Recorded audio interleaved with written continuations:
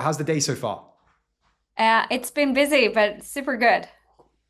I am glad to hear it. Can you give us a little bit of context into you and what you're building over at Ampli? I'm Hannah Meiton dialing in here from Stockholm. Today I'm running Ampli Ventures, and I'll tell you more about that. But my background is that I've spent my entire career, 20 plus years in B2B SaaS, half of it in from the US, mainly in San Francisco, Silicon Valley, and half from here in Stockholm. Kind of all scaling commercial teams. Like I settled through the PayPal exit, leading growth at Soundtrack and other global SaaS companies, but always kind of been focusing on being obsessive about go-to-market and commercial distribution. And today, yes, Ampli is a 30 million euro evergreen run by two partners, both with operational background. We're long term, and today we have eight portfolio companies that I'm happy to talk more about. But yeah, does that give you? Do you want me to talk more about Let's myself, or let's does do it. that give No, you a no, I good? love it. Like, thanks for the intro. It means the world. I want to know why SaaS? Where does the love for it come from?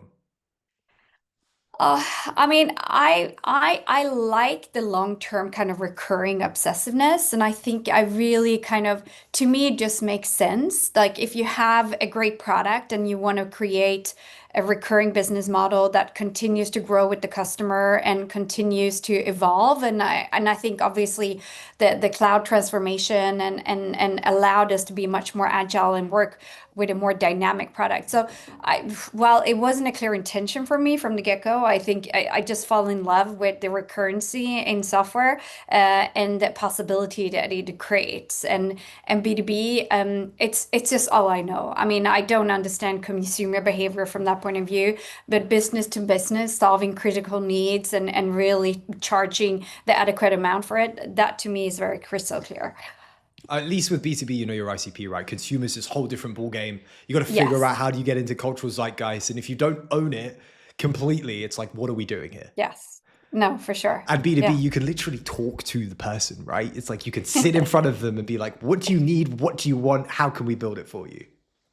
Yeah, but I also like, I think it's changed a lot because it used to be very non-democratized and it used to be Mm. very non-emotional to buy, purchase software. It was like me as an individual doesn't really have anything to say what the IT department or the CIO buys. I think we're seeing that that has completely flipped around, right? With the likes of product-led growth and so on, me as an individual, and we have some great examples that initiated that, such as Slack, and then kind of the power of the individual user.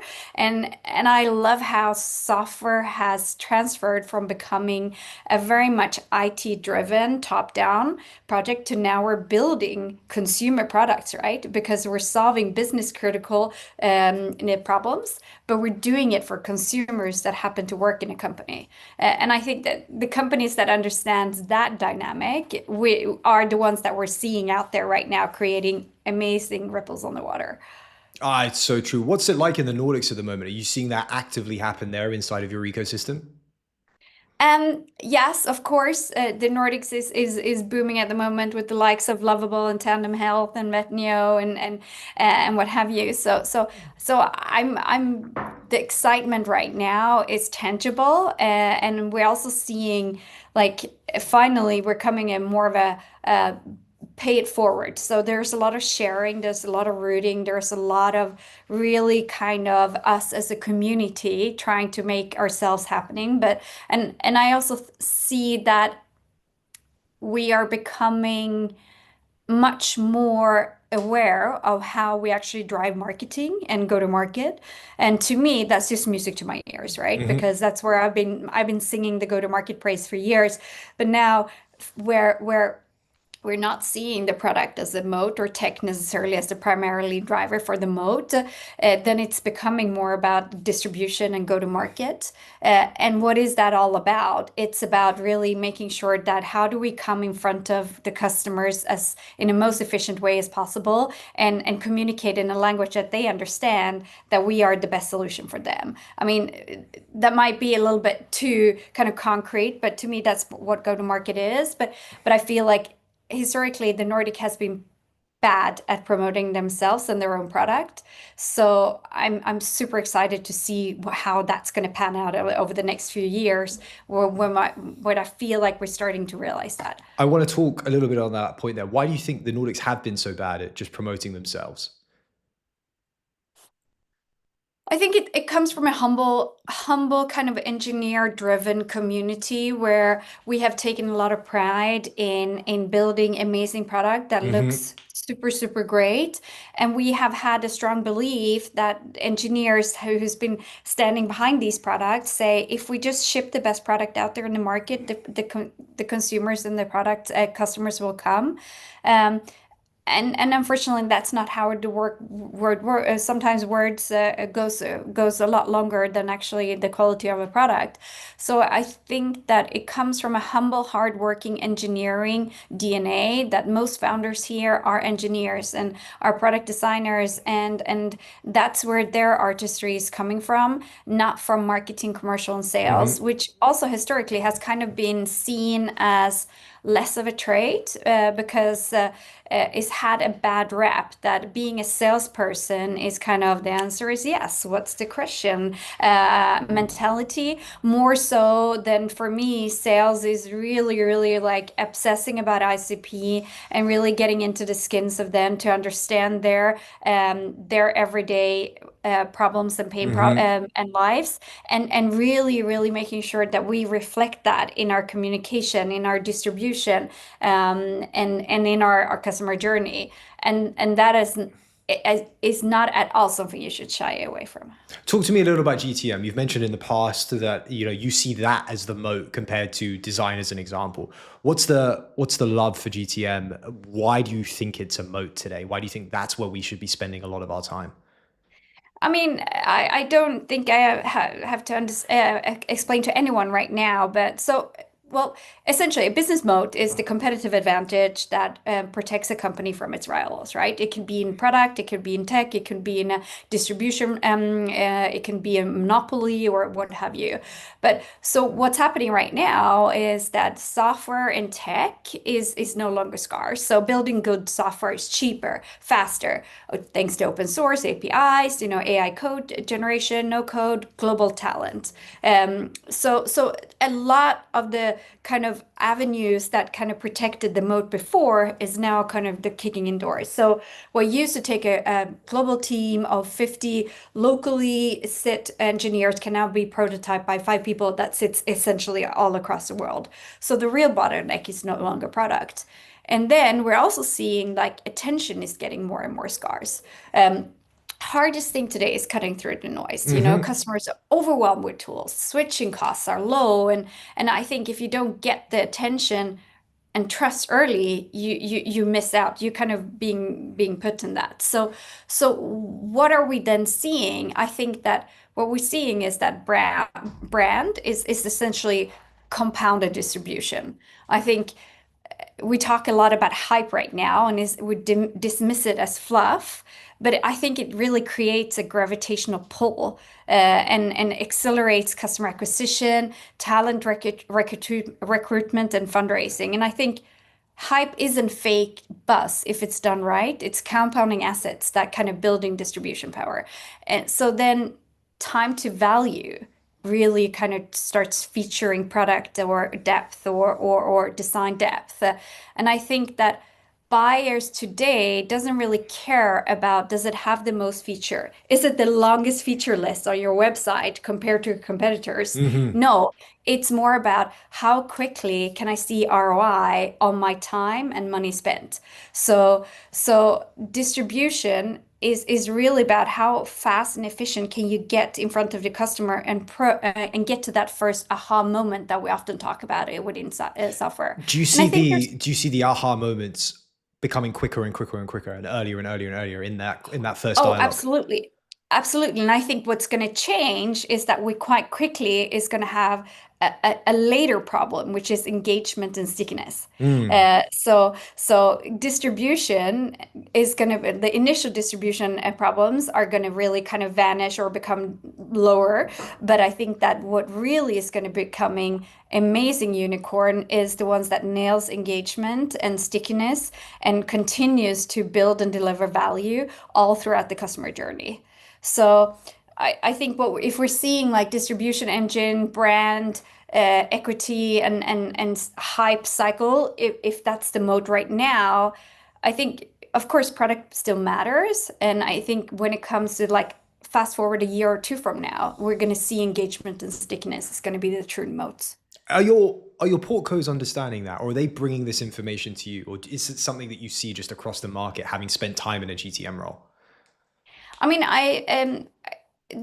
the power of being an investor is that you see a lot of It's companies, that it's right? that So you 30,000 can view, just looking down on the market. exactly. So you get that helicopter perspective. You talk to a lot of super smart people, and you kind of having that um wide view on everything. So, but that's also what I can add value to the Mm. portfolio. So just before we met today, I sat down with one of our portfolio companies, and she was like, talk to me, what are you seeing right now, what are the trends, and I'm heads down building this, but am I missing something? So really kind of opening up those Blinkers. lids, yeah, exactly, and just saying, well, this is what we're seeing, these are the trends, at least from my perspective, and then trying to guide her and give that a value add. And I think that a lot of founders underestimate how many companies and trends and insights that we as investor gets. So just like that kind of real world analysis is something that you should definitely demand from your investor. What are they missing? What are the companies that you talk to? What are they missing? What are they not seeing that you see? I think a lot of underestimate the cost of scaling Really? and scaling sales and the need for really be obsessive in those, not just the early days, Hmm. to try to get to repeatability. And a lot of founders think, well, we're gonna, we'll build the product and we'll set the vision, and then we just need to execute on that. And then you underestimate the cost of executing on that. And I think maybe not so much in money, but mainly so on time and energy. So by just like executing on a super high vision is exhausting, and it takes double at the times that you actually think. So it's important that you are surrounding yourself with amazing partners and supporters that can help you doing that. But I also think that money is not always the thing that can solve all the problems with scaling. And I think a lot of founders underestimate that. That's really interesting. Usually we just throw money at the problem. And you're saying today, actually, just have a think, pause for a moment, and reevaluate what the landscape is. I mean, I think too much money leads to optimization, and Well, we've talked when you've about got a that. 30 million fund, I can see why. Yeah.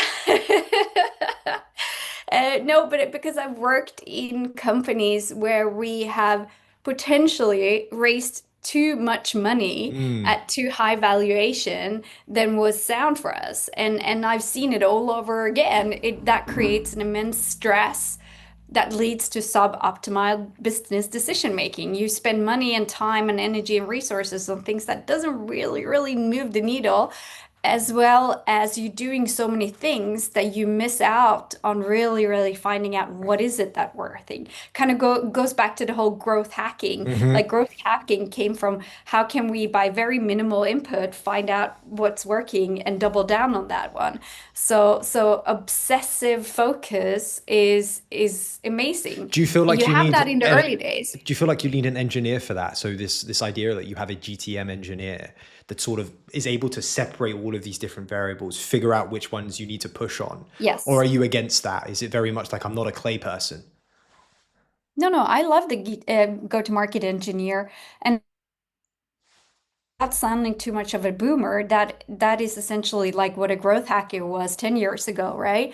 And that whole hypothesis. So at Soundtrack, I was like strong believer of creating, instead of having silo organization of different domains, of creating that kind of swim lane, like building an organization based on the KPIs that we're Hmm. trying to improve upon, and just bring together the talents that you need in order to achieve that goal. And that is essentially what a GTM engineer is, right?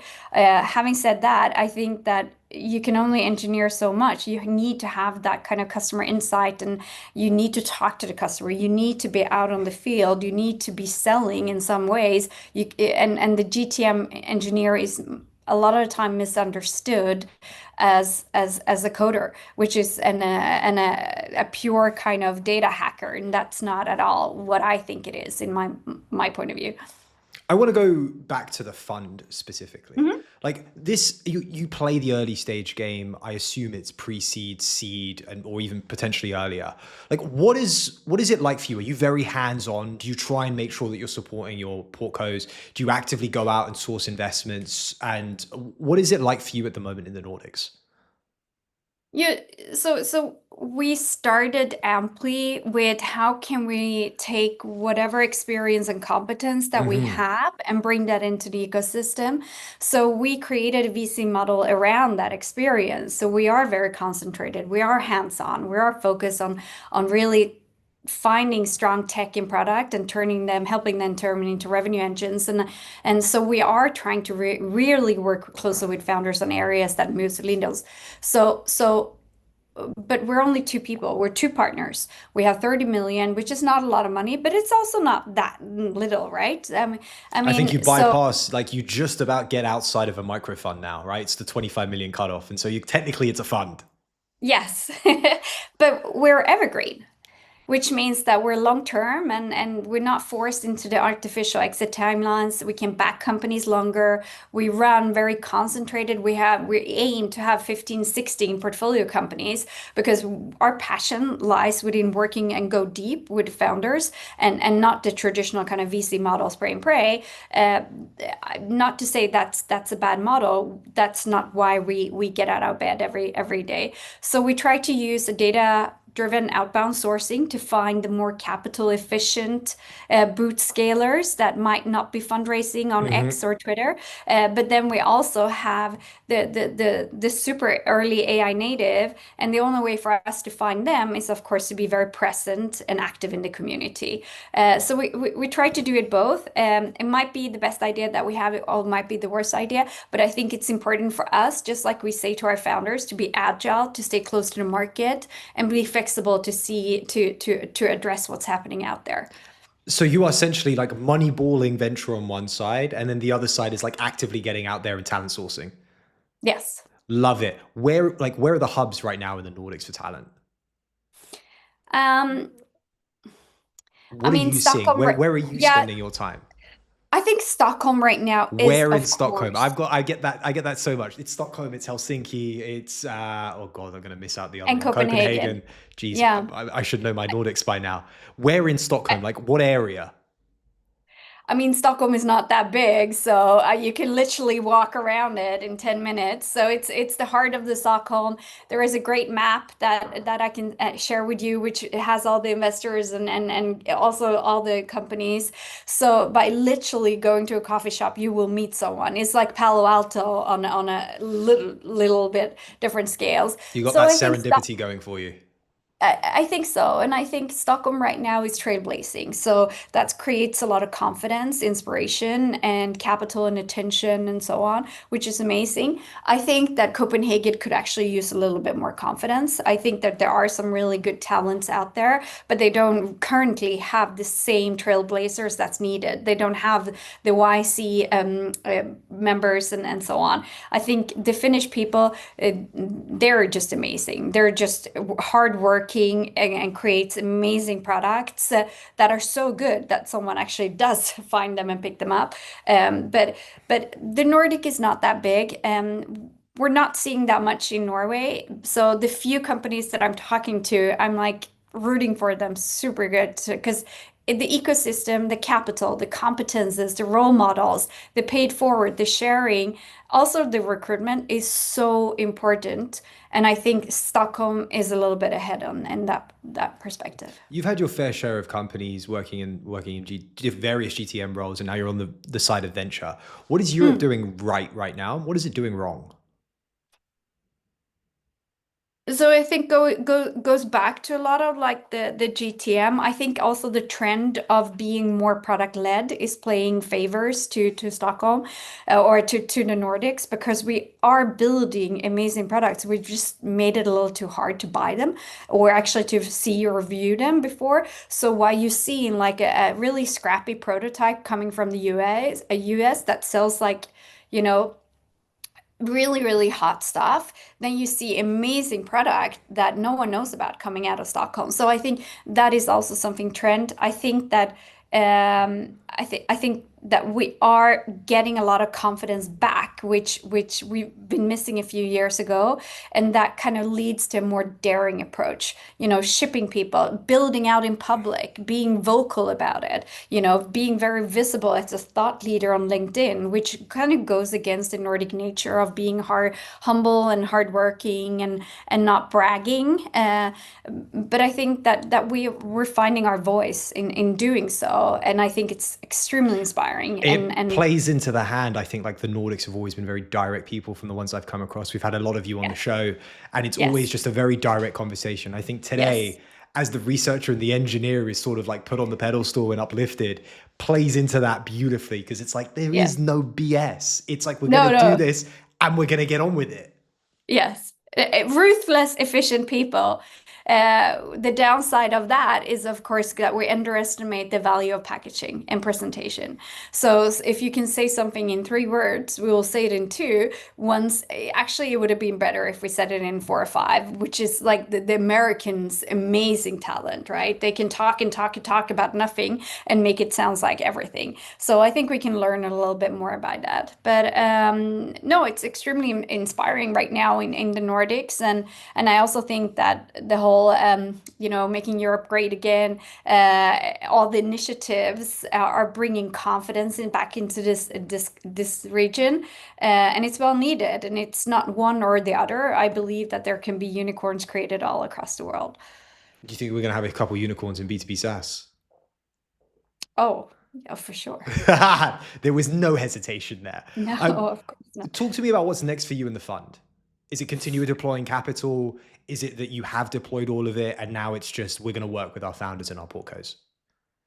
So I think earlier this year we kind of took 10-15% of the fund and really kind of reached out and to do pre-seed and AI native like pre-revenue, which is new territory for us. I think it's a test for us to see, are we good at it? Do we get access?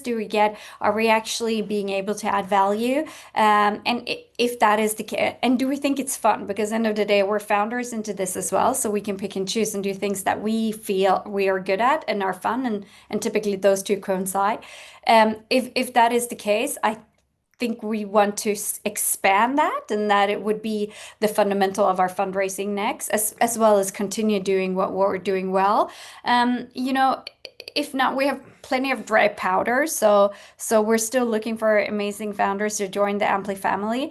But of course, we're ambitious people, so we're always thinking about the next level, and the next challenge. So do we want to widen segments, markets, team, and so on? I don't have all the answers, but it's something that I'm thinking a lot about currently, and it's quite exciting thought moment. Walk me through some of those thoughts a little bit. Like what is the direction that you feel like you're going to end up going in? Is it probably expanding the team so you can grab more deals? Or is it doubling down on the existing portcos?